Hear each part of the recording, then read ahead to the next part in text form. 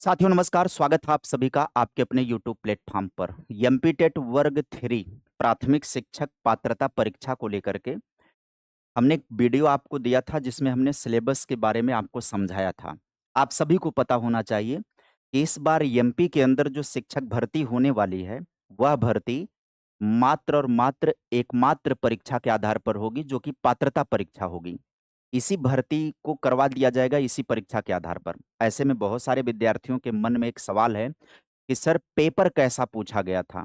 तो जो पिछली बार हुआ है 2025 का, 2025 में पेपर हुआ है, 2024 का नोटिफिकेशन था। मैं आप सभी लोगों के सामने प्रदर्शित कर रहा हूं कि पिछली बार पेपर कैसा रहा है। एक बार आप नज़र दौड़ा लीजिए, फुल पेपर मैं आपको प्रदर्शित कर देता हूं, पीवाईक्यू का एनालिसिस कर देता हूं। बहुत लंबा सेशन नहीं होगा कि पूरा पेपर आपको देखने को पढ़ाऊंगा। मैं पूरा पेपर पढ़ाने नहीं आ रहा हूं, आपको केवल दिखाने आ रहा हूं कि लेवल क्या होना चाहिए। जो एमपी के विद्यार्थी हैं वो तो भली भांति जान रहे हैं अपने लेवल को। एमपी से बाहर के जो विद्यार्थी जो मन बना रहे हैं कि एमपी परीक्षा में दूं, उनके लिए मैं आप सभी को ये प्रदर्शित कर रहा हूँ। आप सभी लोग देखें, वीडियो को लाइक कर देंगे, चैनल पर नए होंगे तो सब्सक्राइब कर देंगे। आप सभी को ये प्रदर्शित कर रहा हूँ, यहाँ पर देखिएगा। आप इस एग्जाम को देखिए, ये जो पेपर हुआ है primary school teacher eligibility test 2024, 2025 में ये पेपर हुआ है, 2024 का ये टेस्ट है। 10 नवंबर 2024 को ये पेपर है ना, 10 नवंबर। तो टेस्ट का डेट है। आप यहाँ पर आप सभी लोग देखिएगा, जो लेबल होता है उस लेबल को देख लेते हैं। यहाँ पर देखिए, पहले संस्कृत भाषा है पहले नंबर पर। प्राचीन अयम वृत्तांतः जापान देशे समुद्र तीर निकटवर्तिनः पर्वतस्य उपरि कश्चन ग्रामः आसीत्। ठीक है। सर्वे ग्रामीणाः प्रातः ओदनं कृप साधनानिं तगृहीत्वा पर्वतस्य अधः समुद्र तीर निकटवर्तनीय। इसको आप पढ़ेंगे, ये ग्राफ पढ़ेंगे, पैराग्राफ। पैराग्राफ के आधार पर फिर ये पूछा है ग्रामः कुत्र वर्तते, है ना। तो यहाँ पर दिया है पर्वतस्य ऊपर। कहाँ पर स्थित है? पर्वत के ऊपर स्थित है। यहाँ पर आप देखिएगा पैराग्राफ को, हर पैराग्राफ को हर जगह लिखा हुआ है हर क्वेश्चन के साथ। अब आपके मन में संदेह होगा कि इतना पैराग्राफ आएगा क्या? ऑनलाइन एग्जाम हुआ है, सीबीटी मोड में हुआ है, तो हर पेज पर पैराग्राफ और उससे रिलेटेड क्वेश्चन दे रखा था। ऑनलाइन मोड में ये एग्जाम होगा। ये संस्कृत भाषा आप देख लीजिएगा। पैराग्राफ से 3 क्वेश्चन हो गया, पैराग्राफ से 4 क्वेश्चन हो गया, पैराग्राफ से 5 क्वेश्चन हो गया, पैराग्राफ से 6 क्वेश्चन हो गया, पैराग्राफ अभी भी सेम चल रहा है, 7 क्वेश्चन हो गया, पैराग्राफ से 8वां क्वेश्चन हो गया। अब उसके बाद जो है पद्य आ गया। एक पैराग्राफ गद्य का है, एक पैराग्राफ पद्य का है। पद्य से भी आप देखेंगे तो आगे क्वेश्चन 1 हो गया, 2 हो गया, 3 हो गया, 4 हो गया। इसी तरीके से पद्य से ही अभी सब ये चल रहा है, पद्य से ही अभी क्वेश्चन चल रहा है, तो 8 क्वेश्चन इससे भी पूछा है। उसके बाद अब जो है क्वेश्चन जो है वो विद्या ददाति इत्येते रिक्त स्थाने, विद्या ददाति विनयम, ये रिक्त स्थान की पूर्ति करना है। विद्याहीन व्यक्ति का विग्रह करना है, समास विग्रह करना है। अशुद्ध विकल्प का चयन करना है। यहाँ पर 4 विकल्प दे दिया। त्रयाणाम लोकानाम समाहारम त्रिलोकी, चतुर्णाम मुखानाम समाहारा चतुर्मुखी, मतलब चतुर्मुखी त्रिभुवन, ये सब का जो है। हाँ, क्रीडकः कंदुकम क्रीडाति, है ना। तो ये देखिए, पद, समास, यही सब पूछ रहा है। और उसके बाद 15 क्वेश्चन पाठ है उसके हैं पेडागोजी के। 15 क्वेश्चन इस भाषा के अंदर पेडागोजी के हैं, 15 क्वेश्चन कंटेंट के हैं। तो जो 15-16 क्वेश्चन कंटेंट के हैं वो सीधे सीधे गद्य और पद्य के पैराग्राफ से हैं, यानी जैसा सीटेट में होता है। और 15 क्वेश्चन पेडागोजी के हैं, जो पूरी तरह से सरल क्वेश्चन है। पेडागोजी में सामान्य सीडीपी की समझ है तो आप जवाब दे ले जाएंगे। तो इस तरीके से ये खत्म होता है आप सभी का। उसके बाद हिंदी शुरू हो जाता है। सेम काम हिंदी में भी है। पद्य और गद्य का जो पैराग्राफ होगा उसी से मिला करके 16-15 क्वेश्चन रहेंगे। उसके बाद 15 क्वेश्चन आप सभी को मिल जाएंगे रिलेटेड किससे? पेडागोजी के। 15 क्वेश्चन आप सभी के पेडागोजी से रिलेटेड हो जाएंगे और 15 क्वेश्चन आपके गद्य और पद्य से रिलेटेड पूछ लेता है। गद्य और पद्य से रिलेटेड पूछेगा, उसी में व्याकरण वगैरह जो भी पूछना होगा उसका पूछ लेगा। उसके बाद मैथमेटिक्स शुरू हो जाएगी। योग का पता लगाएं मैथमेटिक में, आप देखिएगा, है ना। ये यदि आंकड़ों को बढ़ते घटते क्रम में व्यवस्थित किया जाए तो मध्य प्रक्षेपण क्या होगा? माध्यिका पूछ लिया। 10 घंटे 25 मिनट की यात्रा करके सीना 3:45 पर अपने गंतव्य पर पहुंचती है यात्रा उसने। यहाँ पर 705 गुणे 12.8 धन बराबर इतना। सॉल्व सॉल्व करना है। तो यहाँ पर मैथ में भी आप देख सकते हैं, तो प्राइमरी में बहुत छोटे-छोटे सवाल पूछ रहा है। पीडीएफ में थोड़ा-सा आपको दिखने में समस्या हो सकती है क्योंकि बहुत छोटे-छोटे लिखे हुए हैं। मैं उतना पढ़ दे रहा हूँ, आप समझते जाइए। 5 वर्ष पहले पिता की आयु उसके पुत्र की आयु के 7 गुनी थी, लेकिन 5 वर्ष बाद पिता की आयु उसके पुत्र की आयु के 3 गुनी होगी, तो वर्तमान की आयु पूछ रहा है। इसके बाद देखिएगा सवाल आता है कौन-सा, यदि बेलन की त्रिज्या को 3 गुना कर दिया जाए, तो वक्रपृष्ठीय क्षेत्रफल। अब यहाँ पर आगे बढ़िएगा, समीकरण दे रखा है x square 2kx 2x plus k square, तो k का मान पूछ रहा है। आगे देखिएगा 5 गुणे 5 धन 35 गुणे 35, यहाँ पर बराबर स्थान पूछ रहा है, क्या होगा? यहाँ पर छोटा-छोटा सवाल पूछ रहा है। जो भी मैथ में सवाल आ रहा है, मैथ का एकदम छोटा-छोटा सवाल है आपके सामने। मैथ का सेशन जब समाप्त होगा, इसमें भी 15 क्वेश्चन पेडागोजी के रहेंगे, 15 क्वेश्चन कंटेंट के हैं। आगे बढ़िएगा, मैथमेटिक्स का सेक्शन जब आपका समाप्त होगा, तो आगे मैं दिखा देता हूँ आपका कौन-सा नंबर शुरू हो जाता है। तो यहाँ पर देखिएगा आप शुरुआत हो रहा है कौन-सा, विज्ञान का जनक पूछ रहा है ना? तो उसी मैथ के अंदर ये बात आ रही है। अभी भी मैथ की बात चल रही है, अभी भी मैथ की बात चल रही है। आगे देखिएगा, अब आपके मैथ में हाँ, कौन-सा व्यापक और विस्तृत अवधारणा है? यहाँ पर आगे देखिएगा कौन-सा सबसे वांछनीय है? श्यामपट्ट का उपयोग करना, पेडागोजी आ गया यहाँ पर, पेडागोजी चल रहा है। किस संसाधन का उपयोग शिक्षक त्रिविमीय वस्तुओं को ज्यामिति समझ के लिए करता है? ये भी मैथ पेडागोजी के सवाल हैं। अभी टोटल सवाल मैथ पेडागोजी के ही पूछे जा रहे हैं। तो मैथ पेडागोजी के सवाल जब समाप्त होंगे, तो उसके बाद अब आपका सेशन जो शुरू होगा, तो आगे मैं बढ़ूँगा, आपका सेशन देखिएगा मैथ में कुछ साइंस के भी पूछ रहा है। हाँ, उसके बाद यहाँ पर आगे बढ़ चलते हैं हम सभी लोग और अगले में आपके सामने कौन-सा आ जाता है? हाँ, अगला सेक्शन आप सभी का सीडीपी का सेक्शन आ जाएगा। नेक्स्ट आगे बढ़ चलते हैं हम सभी लोग और अगला सेक्शन आप सभी को दिखाते हैं सीडीपी का सेक्शन। सीडीपी में आप देख लीजिएगा सवाल क्या बन रहा है। ईवीएस का ईवीएस में जो है ना, वो बहुत ज़्यादा जीके जीएस का सवाल बन रहा है। ईवीएस के अंदर जितना भी देखेंगे जीके जीएस का सवाल बहुत ज़्यादा मात्रा में पूछ रहा है। तो अब आगे बढ़ें तो उसमें भी पेडागोजी के सवाल आपको देखने को मिलेंगे। इसके बाद आप सभी का सीडीपी शुरू हो जा रहा है। यहाँ पर देखिएगा सीडीपी शुरू हो जा रहा है। सीडीपी के अंदर बहुत सरल-सरल छोटे-छोटे सवाल यहाँ पर उठा कर के पूछ रहा है। मैं दिखा दूँ आप सभी को। पियाजे ने बच्चों के विकास का अध्ययन के लिए प्रयोगशाला या लेबोरेटरी स्कूल कहाँ स्थापित किया था? जेनेवा में स्थापित किया था। पियाजे के अनुसार कॉग्निटिव संज्ञानात्मक विकास की पहली अवस्था कौन-सी है? संवेदीगामक अवस्था पहली अवस्था। पुरुषों और महिलाओं के निष्पक्ष रहने की प्रक्रिया को क्या कहते हैं? आप देख सकते हैं, लैंगिक निष्पक्षता। आगे समझिए, व्यक्तित्व के संबंध में पर्सोना का अर्थ क्या होगा? तो ज़ाहिर-सी बात है पर्सोना का मतलब मुखौटा होता है। आगे देखिए कितना सरल-सरल सवाल है। सतत और व्यापक मूल्यांकन के लिए क्या ज़रूरी है? तो सतत और व्यापक मूल्यांकन के लिए ज़रूरी है शिक्षण को किस प्रकार से अवलोकन और रिकॉर्ड करके बेहतर बनाया जा सकता है। आगे कह रहा है किसको अभिप्रेरित शिक्षण का एक संकेत माना जा सकता है? तो ज़ाहिर-सी बात है बच्चों द्वारा जो प्रश्न पूछना यही अभिप्रेरित है। आगे कह रहा है छात्रों के लिए कौन-सा गुण सबसे महत्वपूर्ण होगा? कड़ा परिश्रम, मेहनती, आज्ञा पालन, नम्रता, स्वतंत्र विचार का। तो ज़ाहिर-सी बात है छात्रों के लिए स्वतंत्र विचार का होना ज़रूरी है। आगे देखिएगा कह रहा है कौन-सा कथन गलत है? गलत कथन पर जाइएगा। आगे कह रहा है कि डर अधिकतर छोटे बच्चों को प्रभावित। यहाँ पर देखिए पियाजे के संज्ञानात्मक विकास सिद्धांत के कौन से चरण में भाषा का विकास शुरू होता है?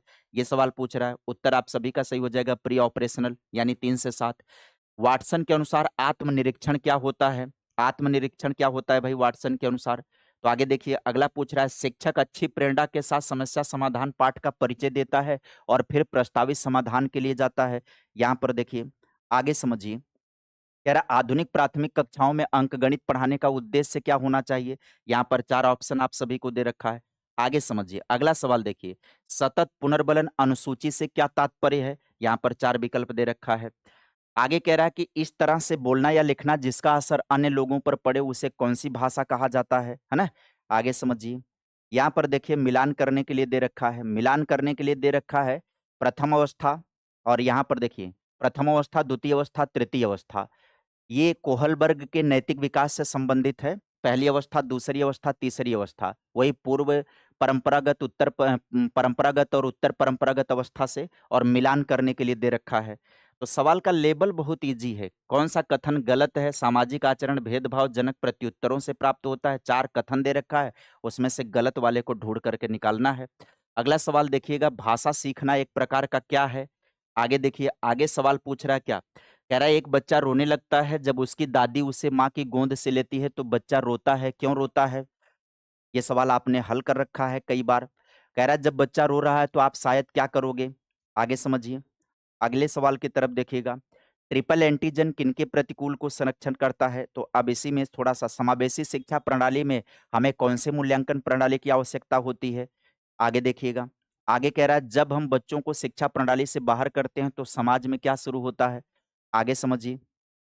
अगला देखिएगा सवाल आ रहा है कौन-सा? समावेशी शिक्षा को तोड़ने में मदद कर सकती है, किसको तोड़ने में मदद कर सकती है? तो 5 नंबर समावेशी के हैं, तो 5 क्वेश्चन आपको समावेशी के दिखाई पड़ेंगे। जितने नंबर सिलेबस में समझाया है जिस पोर्शन से, उतने ही नंबर पूछे जाने हैं। आरटीई अधिनियम 2009 के अनुसार प्रत्येक बस्ती के बच्चों को कितने किलोमीटर की दूरी पर प्राथमिक विद्यालय होना चाहिए? 3 किलोमीटर की दूरी पर, आपको कई बार ये बात बताई है। निम्नलिखित में से कौन-सा कुछ अल्पसंख्यक समुदाय के बच्चों को स्कूल से जल्दी बाहर होने का कारण होता है? यहाँ पर चुनना है। आबे आगे देखिएगा, लेकिन एक बात आप समझिएगा कि जो सिलेबस बताया गया, उस सिलेबस से संपूर्ण सवाल पूछ रहा है, उतने ही पूछ रहा है और हर पोर्शन को टच कर रहा है। यहाँ पर पूछ रहा है रचनावाद, कंस्ट्रक्टिविज़्म के बारे में कौन-सा कथन सही है? वही रचनावाद जो जीन पियाजे और वाइगोत्स्की का है, उसके बारे में कौन-सा कथन सही है? आगे समझिएगा, सवाल पूछ रहा है कि कौन-सा कारक निर्धारित करता है कि अधिगम कितनी आसानी से और शीघ्रता से किया जा सकता है? आगे देखिएगा सवाल आप सामने, तो इस तरीके से आप सीडीपी के सवाल देख लिए, 30 सवाल सीडीपी के आपके समझ में आ गए होंगे। तो यहाँ पर आप सभी ने संस्कृत को देखा जहाँ पर पैराग्राफ से सवाल आ रहा है। एक पैराग्राफ से 8 सवाल पूछ रहा है, पद्य वाले से 7 सवाल पूछ रहा है, 15 सवाल हो गया। 15 सवाल पेडागोजी से पूछ रहा है, हिंदी में भी सेम कर रहा है। ईवीएस में 15 क्वेश्चन कंटेंट से, 15 क्वेश्चन पेडागोजी से, मैथ में भी 15 क्वेश्चन कंटेंट से, 15 क्वेश्चन पेडागोजी से पूछ रहा है। सीडीपी तो आपका 30 सवाल आ ही रहा है। क्या लेवल इसका है आप देख ही लीजिए। यदि आप इस तरीके की पीडीएफ चाहते हैं, जो प्रीवियस ईयर में आए हुए सवाल हैं वो पीडीएफ अगर आपको चाहिए, तो आपको टेलीग्राम से जुड़ जाना होगा। नीचे आप डिस्क्रिप्शन में जाएँगे या पिन कमेंट में जाएँगे तो आपको टेलीग्राम का लिंक मिलेगा, उससे जुड़ जाइएगा। मैं एक-एक साल का जो मतलब जो 2024 का पेपर हुआ है 25 में, वो कई शिफ्ट में पेपर हुआ है। कई दिनों तक कई शिफ्ट में पेपर हुआ है। 1800 से ऊपर पेज वाले पीडीएफ मेरे पास है। तो मैं आपको एक-एक पेपर को निकाल-निकाल करके देता रहूँगा। आप सभी लोग वहाँ से सॉल्व कर सकते हैं और यदि आप सॉल्व करवाना चाहते हैं कि हमारे माध्यम से प्रैक्टिस हो जाए, तो आप सभी लोग कमेंट कर दीजिएगा। कमेंट जैसा रहेगा उस हिसाब से आपकी तैयारी की योजना बनाएँगे। तो उम्मीद करेंगे कि आपको ये बातें समझ में आ गई होंगी। इस वीडियो के करने का पर्पज़ केवल ये था कि आपको लेवल ऑफ क्वेश्चन दिखाना कि किस टाइप के सवाल पूछे गए हैं पिछली बार, वो क्वेश्चन में आपको दिखाना, ये हमारा टारगेट रहा है। तो हमने इस कड़ी में आपको वो क्वेश्चन दिखा दिए, जो यहाँ पर आपके पेपर में बने हुए हैं। अब जैसे आप दूसरे वाले पर चले जाओगे, एक बार थोड़ा-सा एक और प्रदर्शित कर ही देता हूँ। दूसरा वाला दूसरा वाला देखिए आप कब हुआ है 10 नवंबर 2024 को दूसरे शिफ्ट का। पहले शिफ्ट का ऊपर दिखाया, ये दूसरे शिफ्ट का है। Primary school teacher eligibility test देखिए ऊपर लिखा हुआ है। अब यहाँ पर प्राइमरी टीचर एलिजिबिलिटी टेस्ट देखेंगे तो यहाँ पर अधोलिखित गद्यांश को पढ़िए और प्रश्न का विकल्प के उत्तर पर विचार करके उत्तर दीजिए। यहाँ पर गद्य दे रखा है, गद्य से सवाल देखिए पूछ लिया। गद्य से आप देख सकते हैं सवाल कितने आ गए हैं, तो मैं भाग करके चलता हूँ।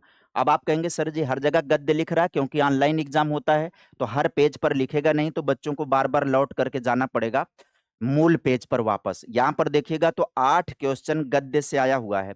उसके बाद यहाँ पर कह रहा है अधोलिखित पद्यांश पठित्वा प्रश्नानाम विकल्प मतलब पद्य को पढ़िए और प्रश्नों के विकल्प पर विचार करते हुए उत्तर दीजिए। अब उसके बाद 9 नंबर से पद्य वाला सवाल आ रहा है।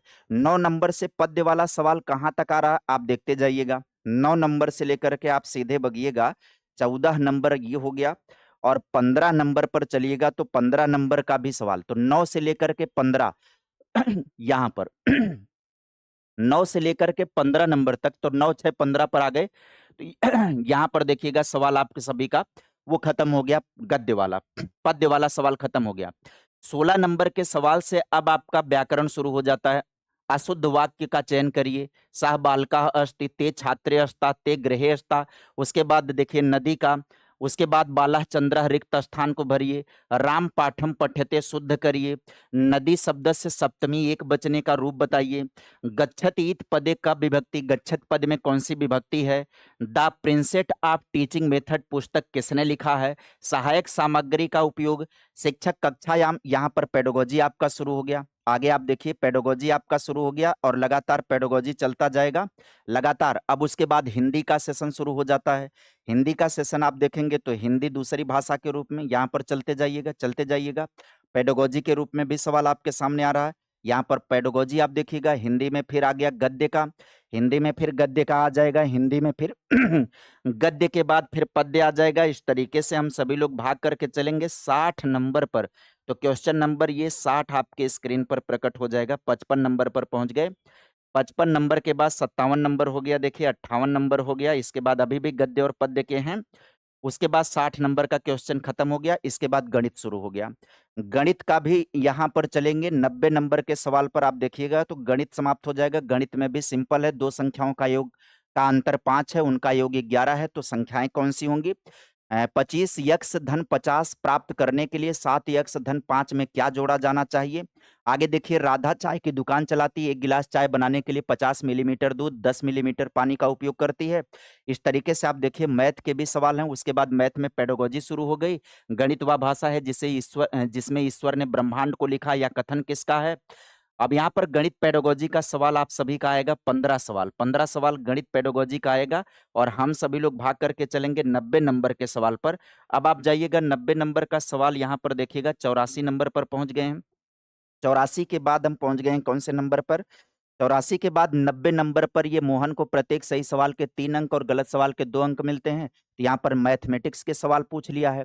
91 नंबर पर आ जाइएगा तो 91 नंबर पर पर्यावरण का सवाल शुरू हो गया।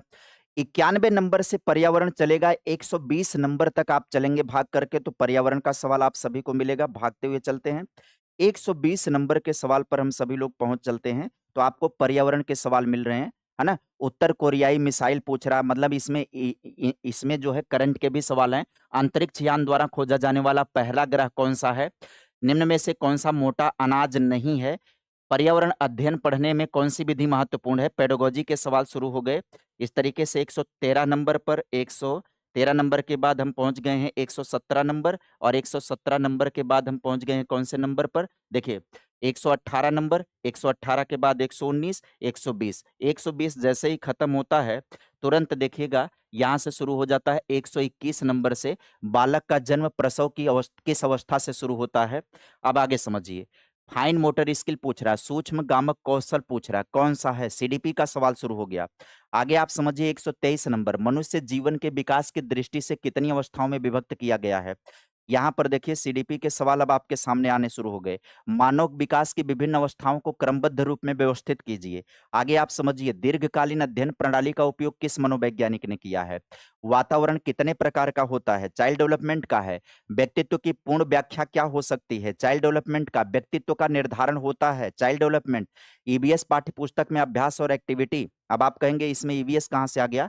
तो आ जाता है सीडीपी के अंदर सभी पेडागोजी। विद्यालय आधारित आकलन शिक्षक को क्या अनुमति देते हैं? छात्रों को आकलन का इस्तेमाल शिक्षकों के अध्यापन को कौन सी अंतर्दृष्टि देने के लिए? तो इस तरीके से आपका सीडीपी का 30 क्वेश्चन है। लेबल सरल रहता है, छोटा छोटा सवाल रहता है। तो आप टेलीग्राम से जुड़ जाइएगा, पीडीएफ उसमें आपको प्रदान कर दूंगा। आप सभी लोग लेबल देख लीजिएगा, उसके बाद अपनी तैयारी को धार दीजिएगा।